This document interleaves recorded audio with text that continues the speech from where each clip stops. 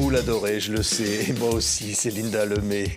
Et c'est toujours un immense bonheur de la retrouver, Linda. Quel exploit! Alors la tournée, bien sûr, on va en parler parce qu'elle est sold out, comme on dit en bon français, partout quasiment. Et puis là, 111 chansons. 121 chansons, en 121 fait, parce que c'est 11 fois 11 chansons. Donc, un gros projet. 3 ans de bonheur, mais de gros travail aussi pour réussir à relever un défi comme ça. Non, mais c'est un exploit. Il n'y a que vous, Linda, pour faire ça. Ça, c'est les 2 derniers volumes, le 11 et le 10e. Hein? Exactement. Donc, les 2 derniers albums de ce grand projet de 11 albums où est-ce que j'ai raconté tout ce que j'avais envie de raconter à ce moment-ci de ma vie. J'avais des grands débordements d'inspiration.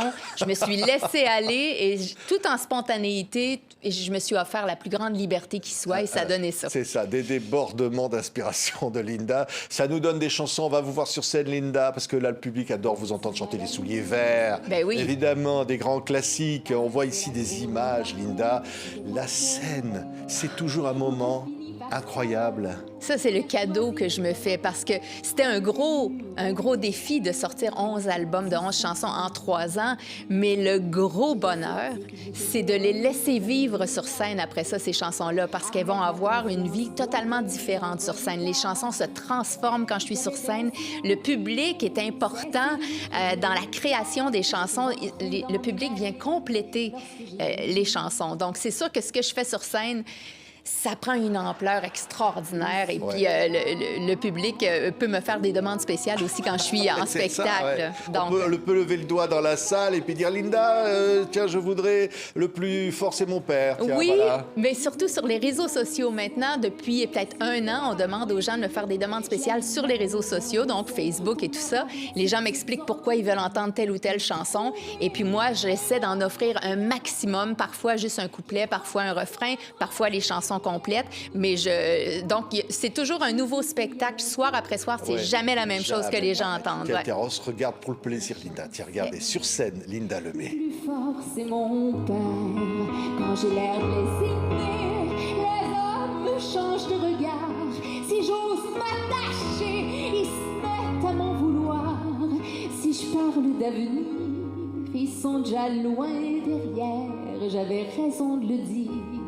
Le plus fort, c'est mon père. Comment on explique? Voilà, par exemple, cette chanson-là, elle touche tellement le public, parce qu'évidemment, chacun pense à son père. Il y en a beaucoup qui pensent à leur propre papa. Au fond, vous racontez la vie de tout le monde, du public. C'est fou, hein? En étant très... c'est très personnel, cette chanson-là. Je l'ai écrite parce que c'était la vérité, c'était de l'autobiographie, et de voir à quel point il y a des tas de familles qui se sont appropriées ces mots-là, cette émotion-là, cette chanson d'amour à des parents extraordinaires. Donc, c'est complètement fou, ça me dépasse. Alors, il y a une chanson extrêmement personnelle, Linda, très intime, ça s'appelle « La nausée ». Nauséabond. Nauséabond. Non, je dis ça parce qu'on va voir les images du clip. Mais quand même, Linda, je me prends vous pas au avez sérieux. osé raconter des choses comme ça sur scène. J'adore dire en chanson des choses qui ne se disent pas et de trouver une poésie dans tout ça. Donc celle-là, c'est une poésie assez particulière. Ah non, mais il y a de la poésie dans certaines odeurs qu'on sent chez les autres, surtout chez les mecs. Alors là, on voit les images, il y a un chauffeur comme ça qu'on sent bien en sueur là. Oui, c'est surtout, je pense, les passagers dans le petit clip. Donc, il y a le conducteur du taxi et puis il y a tous ces clients qui sont derrière et qui semblent pas sentir la rose, moi y compris.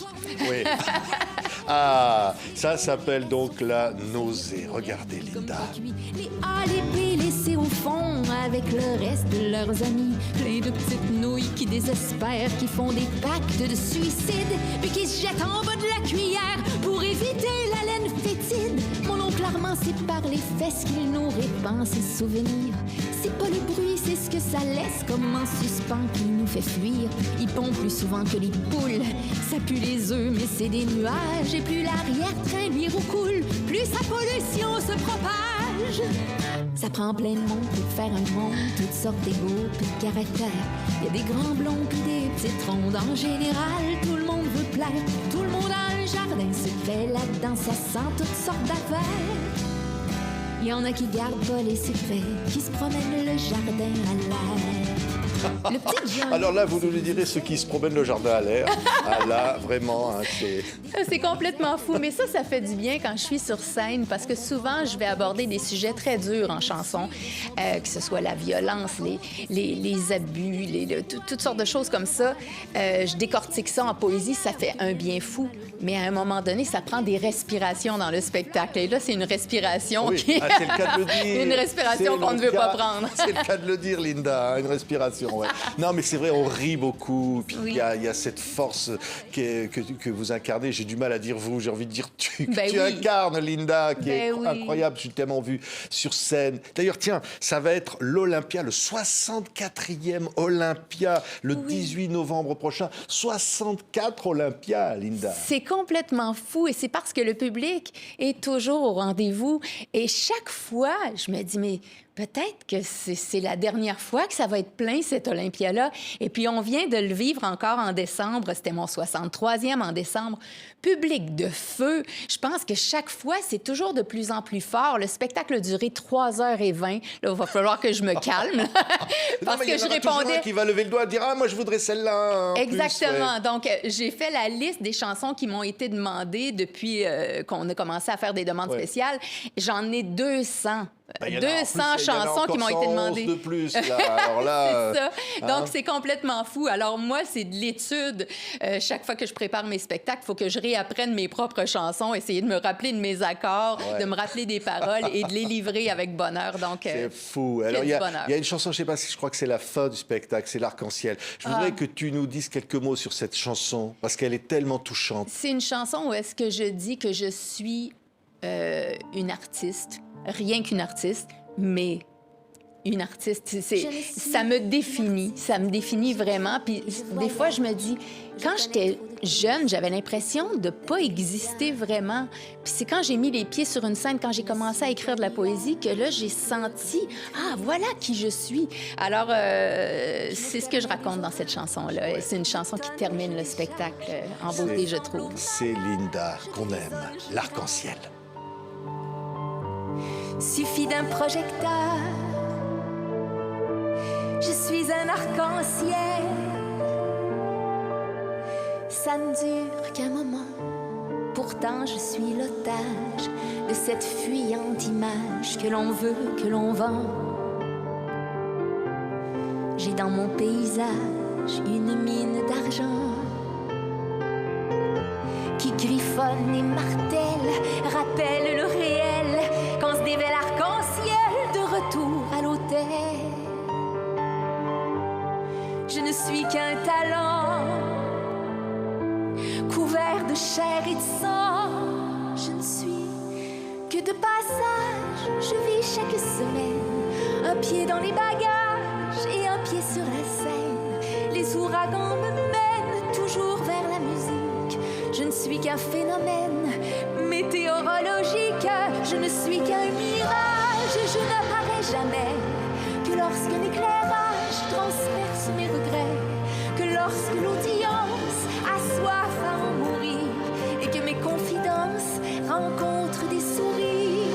Je ne suis pas... Tout est presque dit dans cette chanson, Linda. Et on voyait là sur le clip, toute seule comme ça, dans Ouais. une pénombre de solitude, Ouais. dire voilà qui je suis. Oui, En c'est fait. ça. Tout en simplicité. Ce sont des mots qui sont sortis très naturellement. Ça n'a pas été difficile à écrire, cette chanson-là. C'est tellement vrai, tout simplement. Ouais. Si on dit, par exemple, Le baiser de l'horizon, Oh. ça, c'est un album, voilà, l'un des derniers de cette série de 11. Ouais. Mais il y a surtout cette photo-là. Hein, Ouais. Je ne sais pas si on voit, là, on va voir, on va y regarder derrière, là. Je on, savais- voit, ouais. on voit un jeune couple marié dans une voiture. Et il y a le plus fort et la plus forte. Donc, c'est vraiment mon papa et ma maman, le jour de leur mariage. Je ne savais pas où est-ce que ça allait me mener exactement, tout ce grand projet-là. J'avais comme une quête de réponse à mes grandes questions existentielles. Et tu vois, ça m'a mené à cet hommage à mes parents. Donc, un retour aux sources. C'est un peu l'histoire d'amour de mes parents, mais aussi l'histoire de la fin de vie de mon père et comment ma mère est passée à travers ça. Donc, c'est très personnel et encore une fois, je trouve que ça devient très universel. Ouais. Les gens se retrouvent énormément là-dedans. C'est un album qui est très émouvant. Je dirais que c'est peut-être l'album le plus tendre que j'ai pu créer dans ma vie. On voit là des photos, Linda, on va les revoir, Oui. qui sont touchantes parce que voilà, ce sont des photos d'enfance. Comme Exactement. beaucoup, qui peuvent ressembler aux photos de beaucoup, finalement. Exactement, c'est ça. La famille, c'est tellement important. Et j'ai eu la chance d'avoir des parents qui ont cru en moi, qui m'ont transmis des belles valeurs et tout ça, que je transmets à mon tour à mes filles du mieux que je peux. Nul n'est parfait, mais en même temps, c'est vrai que j'ai beaucoup, beaucoup d'admiration pour ces parents-là dont je parle dans cet album. Il y a une chanson qui s'appelle « Le gamin des collines enneigées », d'ailleurs, qui ouvre le disque. Écoutez, Linda. Bien couvert jusqu'au jour, tu t'en allais glisser sur des bouts de carton ou des traîneaux de bois, bravant tous les grands froids de la morte saison, à en user la neige à force de friction, répétant ton manège jusqu'au dernier flocon. C'est tellement beau. On vous imagine la petite Linda dans la neige du Québec, cette enfance. Oui, cette enfance, c'est celle que je décrivais parce que c'est une chanson que j'avais écrite pour mon père. Je ne sais pas lors de quelle occasion, souvent pour leurs anniversaires, que ce soit un anniversaire de mariage, un anniversaire de naissance, je leur offrais des chansons. C'était ma façon de m'exprimer envers eux. Et cette chanson-là, donc, décrit un petit peu mon papa quand il était gamin. Et puis, ça débute l'album parce que vraiment, je commence à... Je voyais dans ma tête un peu un opéra. Et ça le deviendra peut-être, d'ailleurs, cet album-là. C'est peut-être le début d'un possible opéra. J'en ai déjà écrit un, c'était Un éternel hiver. Et peut-être que ça se répétera dans les années qui vont venir, mais pour le moment, je vais me consacrer à la tournée. Mais opéra, ça dit symphonique. Par exemple, on a une version symphonique d'une mère. Écoutez ça, c'est vrai que le grand orchestre qui vient là derrière... apporte quelque chose à des chansons, des classiques du répertoire de Linda, comme cette chanson-là, Une mère, sur ce disque très personnel. Exactement. J'ai décidé de faire quelques cadeaux, des chansons que les gens connaissent sur cet album-là. Donc, il y a plus que 11 chansons sur l'album parce que j'ai ajouté des cadeaux, des chansons que j'ai décidé de faire orchestrer, symphoniques. Je pensais que Le plus fort, c'est mon père et une mère méritait d'avoir une orchestration comme ça, signée Simon Leclerc avec l'orchestre, 30 musiciens de l'orchestre métropolitain. Extraordinaire, que des frissons. En tout cas, quand j'ai enregistré ça, ça m'a donné beaucoup, beaucoup d'émotions. Oui, on en écoute quelques instants. Au prix de sa beauté, une mère, ça fait ce que ça peut. Ça ne peut pas tout faire, mais ça fait de son mieux. Une mère, ça calme des chamans, ça peigne d'autres cheveux que sa propre broussaille. C'est sur cet album absolument magnifique avec ce portrait des parents de Linda. Tiens, vous en parliez, Le plus fort c'est mon père, en version symphonique cette fois. Ça aussi c'est un beau cadeau pour le public. Peut-être aussi un cadeau pour votre papa, Un cadeau au fond. pour mon papa qui veille. Je le sens très présent, évidemment, qu'il nous a quittés physiquement en 2017, mais je crois pas que je me serais rendue au bout de ce projet-là s'il n'y avait pas eu cette belle énergie d'amour qui m'a accompagnée tout le long de ce projet. Ouais. Le plus fort, c'est mon père, en version symphonique. Oui, le bon gars, tu l'as connu comment? Tu l'as aimé pourquoi? Est-ce qu'il y en avait juste un dans tout le présent siècle? Et il se trouve que c'est toi qui dors avec. Comment t'as pu trouver un homme qui n'a pas peur, qui promet sans trembler, qui aime de tout son cœur? Je le disais il y a longtemps, mais pas de la même manière. T'as de la chance, maman, le plus fort, c'est mon père. Voilà, ce sont ces petits bijoux qui sont là sur cet album, le 11e de 11 albums sortis. Voilà le dernier, comme ça, qui fait... Alors, il y a le 10e, là, qui est arrivé. Tiens, voilà. Alors, celui-là, il est quand même aussi spécial, Linda. Oui. Entre le rêve et le souvenir, chanson de mes débuts. Oui. Hein? Alors, on va juste écouter quelques instants. Écoutez bien le début d'une des chansons de ce disque. Écoutez.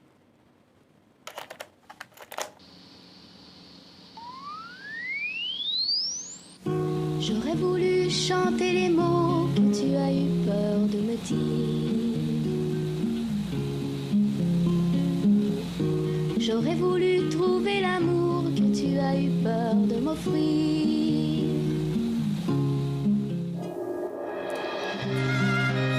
Et ça, c'est la Linda d'aujourd'hui. Exact. Ce qu'on vient d'entendre, c'était la petite Linda qui s'enregistre au magnétophone. Oui. On voit d'ailleurs la cassette derrière, là. Exactement, ça c'était moi. Débutante. Donc, débutante, et j'ai un meuble encore dans ma chambre, c'est comme mon trésor de vie, rempli de cassettes avec des chansons donc qui n'ont jamais été enregistrées jusqu'à maintenant. Je me suis amusée à aller en chercher quelques-unes de ces chansons souvenirs-là qui n'avaient jamais trouvé leur place sur mes albums et de mettre un petit bout de la cassette et puis de transformer ça avec ma voix d'aujourd'hui, un ton plus bas. La même chanson, voilà, donc il s'appelle Notre île au fond du cœur. Écoutez avec la voix de Linda maintenant. De me faire. Celui que j'élève à présent n'est pas celui dont je suis fière.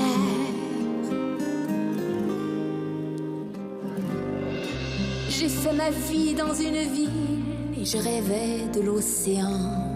Et on s'imagine toute jeune écrivant ces mots-là, Linda. Ça, c'est les fou. mots d'une toute jeune chanteuse. C'était la première chanson que j'ai osé chanter lorsque des chansonniers dans les boîtes à chansons m'invitaient sur scène alors que je connaissais à peu près 5 accords sur la guitare.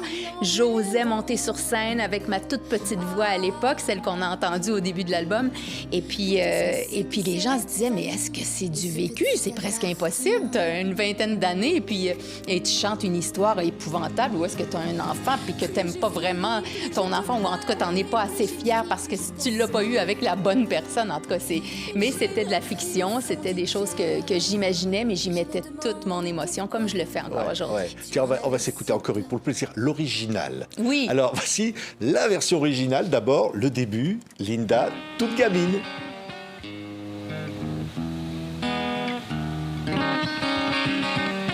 L'original de mes je t'aime, tu l'as emmuré dans ton cœur. Peut-être qu'il a manqué d'oxygène, peut-être qu'il est malade de peur.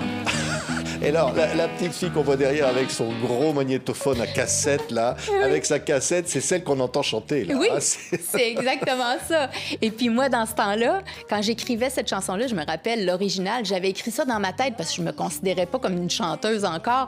Je me disais, je vais écrire ça puis je vais l'envoyer à Johnny Hallyday. Moi, c'était ça mon but. Oui. Alors, cette chanson-là, quand je la composais, c'était dans le but que Johnny la chante. C'est vrai? Oui. Alors, là, Et puis, non, mais finalement, ça, c'est je pas l'ai fait. chanté.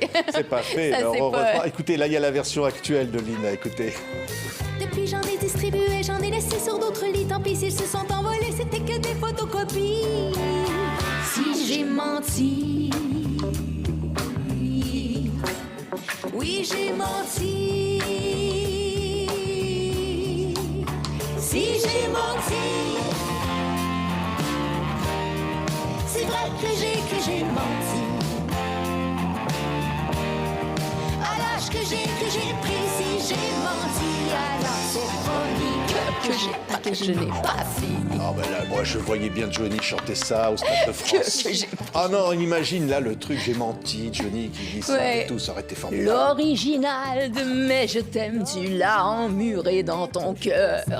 Ah ouais, avec la ouais. voix que ouais. Johnny. Ah Je ne ouais. l'ai pas, là, mais j'aurai jamais sa voix, mais seul Johnny est capable de donner des frissons comme ça avec cette voix-là que j'imagine. Ah. Il y a un autre enregistrement, il y a toujours sur ce disque incroyable, hein, les chansons de mes débuts, on va entendre ça, écoutez, on entend un public qui applaudit. Ah oui. C'est enregistré, le son est pas terrible, c'est une cassette, écoutez. Je veux pas sortir pour aller voir le monde avec mes porte-clés, mes vieux souvenirs, mon dos et mes bras tatoués, et mes stylos. Je veux pas sortir. Ah ouais, Ça se alors je veux transforme. pas sortir avec mes bras tatoués. Oui, c'est vrai. Je me rappelle, j'étais sur la rue Saint-Denis à Montréal. Je venais d'écrire cette chanson-là qui parlait d'un gars qui sortait de prison puis qui vendait des stylos pour essayer de gagner sa vie. Et là, j'ai rencontré vraiment donc un jeune homme. C'était son histoire. Puis là, quand il m'a dit « Ah, ben moi, je vends des stylos, mais c'est parce que, tu sais, je sors de prison puis j'ai besoin... » J'ai dit, ah, ben là, j'ai écrit une chanson, c'est exactement ce que tu me dis là. On s'est assis dans un petit bistrot, je lui ai payé un verre, puis on a discuté de cette chanson-là. Donc, tu vois, des fois, des chansons sont le point de départ de belles conversations et de souvenirs qui restent toute une vie. Là, on a la pochette de ce 10e des 11 nouveaux albums de Linda. Et alors, derrière la photo d'aujourd'hui, là, on voit une petite Linda avec un chapeau sur la tête. Derrière, là, je ne sais pas si on voit, mais la photo, là, elle est à Paris, cette photo, prise à Paris par ta sœur. C'était mon premier voyage à Paris. Je me rappelle, ça a été l'occasion d'aller voir mon idole pour la première fois. Il était à Bercy. Donc, sur la photo, on ne le voit pas, mais j'ai le T-shirt de Johnny Hallyday, le gros visage de Johnny sur le ventre, et je me promenais dans Paris, puis je réalisais un rêve. Oui, incroyable. Tiens, là, cette fois, voilà, on a un enregistrement en public. Les tout débuts, les premières fois où tu affrontes un public. Écoutez ça, enregistré sur cassette aussi. Le public était là, hein? Oui, c'était un de mes premiers spectacles. Je pense que c'était avec mon guitariste Yves Savard. Un petit peu mieux, je pense que oui. Je peux me permettre de vous confier quelque chose. Que là, faut que je le dise à quelqu'un. Mon mari m'a trompée. Souvent pour ça. Avec la salle qu'il l'appelle.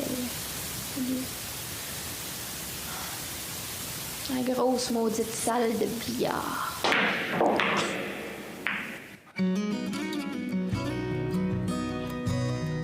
Mon mari me trompe avec une salle de billard. Avec la salle qu'il l'appelle, la grosse maudite salle de billard.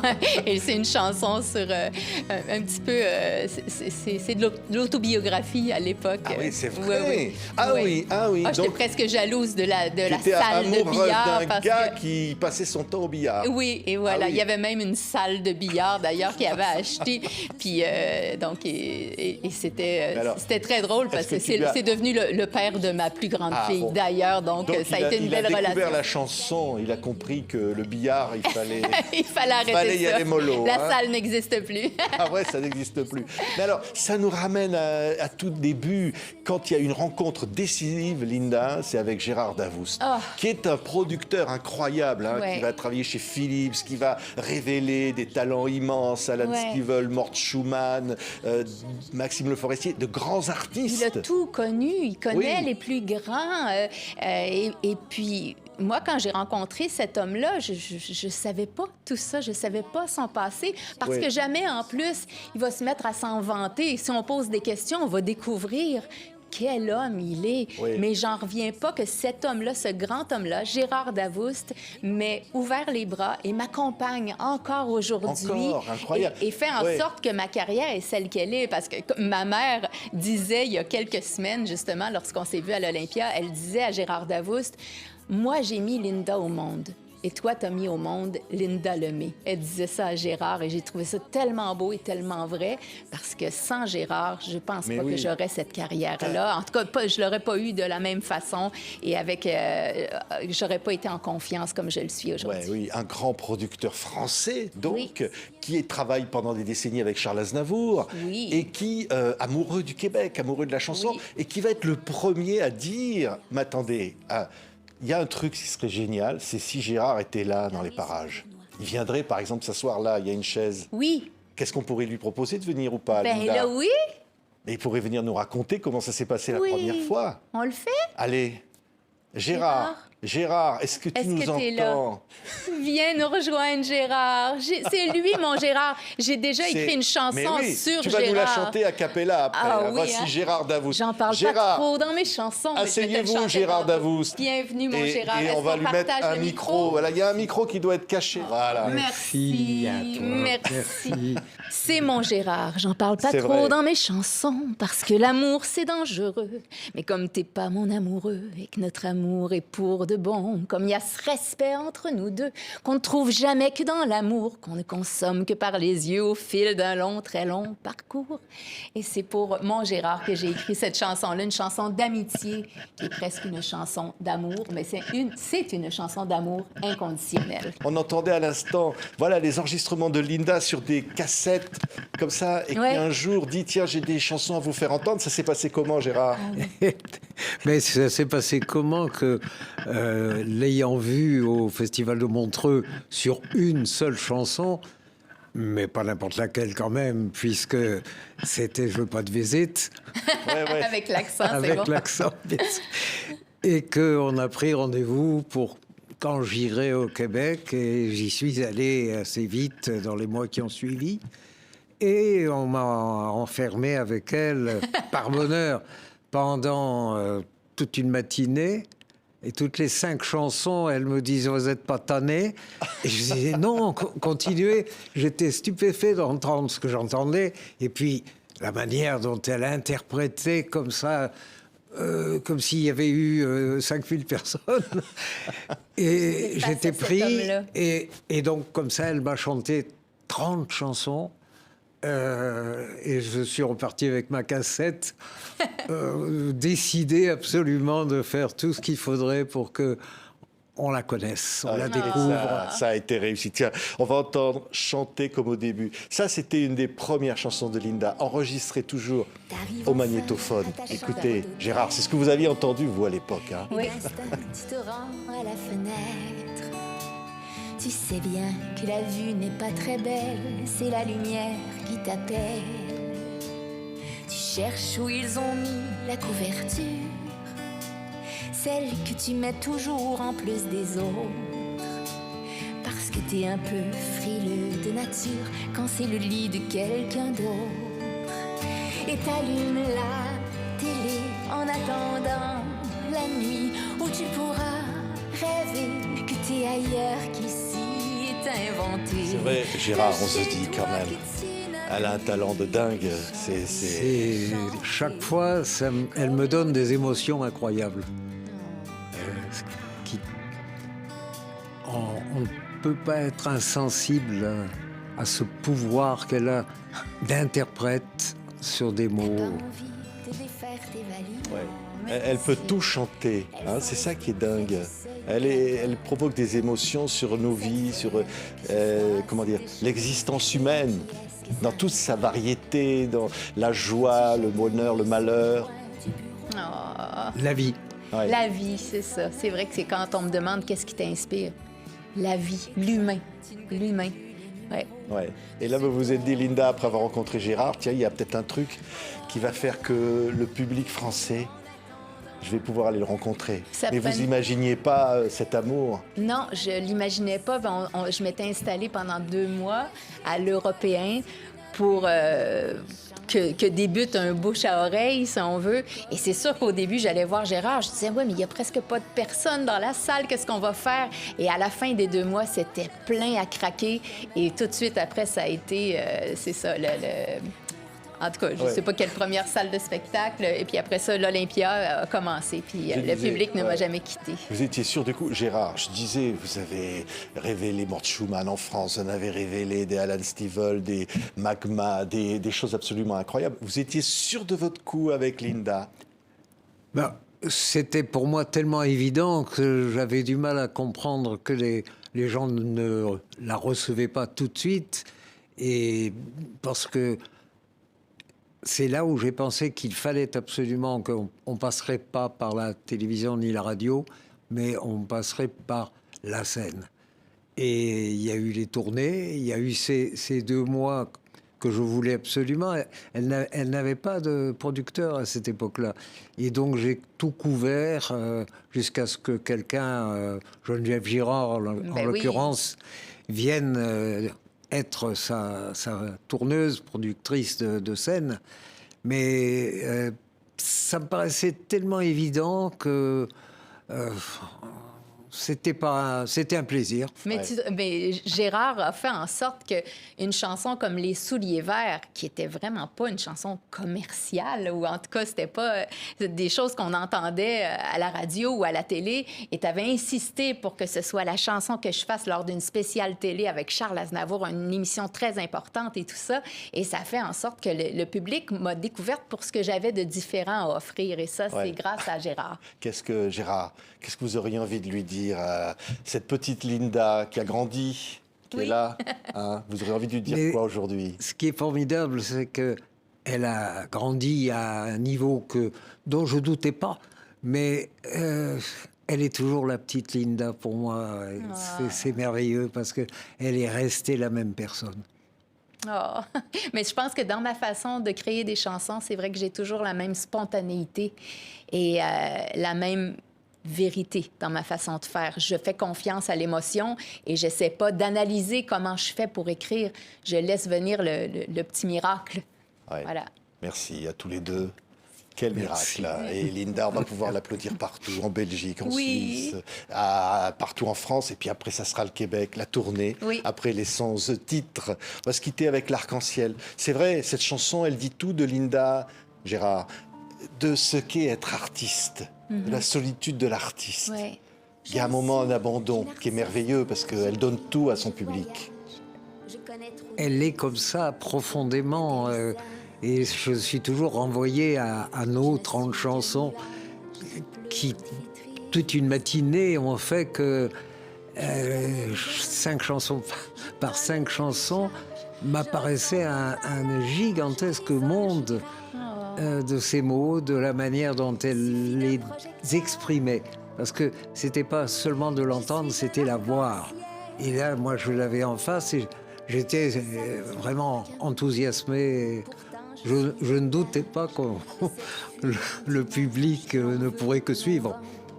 Merci Linda. Merci beaucoup. Merci Gérard. C'était beau de vous avoir encore une fois ensemble. Oui, deuxième fois qu'on se fait ce bonheur-là. Merci à toi. Mon Gérard. Je t'aime. Mon Gérard. Tu as quelques mots de mon Gérard? Mon Gérard, c'est un grand homme. C'est un homme d'honneur. Comme il y en a peu, on ne rencontre pas des Gérards dans notre vie. On en rencontre un. J'ai eu cette chance-là et c'est pas tout le monde qui a cette chance-là. Alors, je suis reconnaissante à la vie, à la mort. Merci. Merci à toi. Merci. Merci à tous les deux. Linda, sur scène et en disque. Merci Linda. Merci. Merci beaucoup. Je ne suis qu'un phénomène météorologique. Je ne suis qu'un mirage. Je n'apparais jamais que lorsqu'un éclairage transperce mes regrets.